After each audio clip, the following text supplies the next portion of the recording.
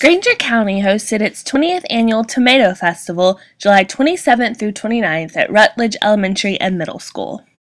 This world-famous festival features tomatoes and produce, all locally grown by Grainger County farmers.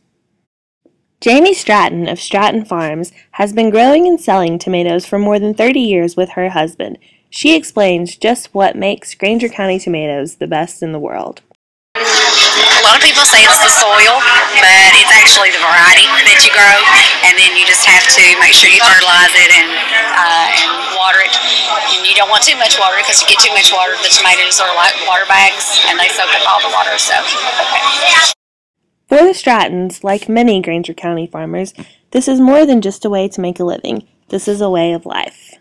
Okay, my husband, we've been married for 30 years, and he's been growing ever since then, but he had his own crop before we ever got married, so he's probably growing tomatoes for probably 35, 40 years. At the festival, tomatoes were not only sold by farmers and eaten by patrons, but also thrown in the annual Tomato Wars competition. Teams of 5, all wearing white shirts, hurl rotten tomatoes at each other. Once hit, the person is out. The last one standing wins. There's no trophy, only bragging rights until next year.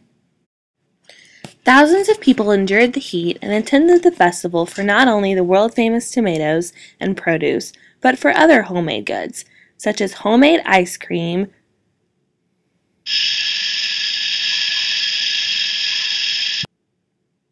apple butter that is stirred over hot coals for 4 hours, kettle corn,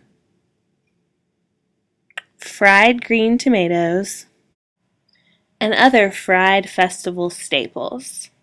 The festival also featured local artists displaying and selling their work at the art show. In one of the parking lots, dozens of vintage cars and tractors were also on display.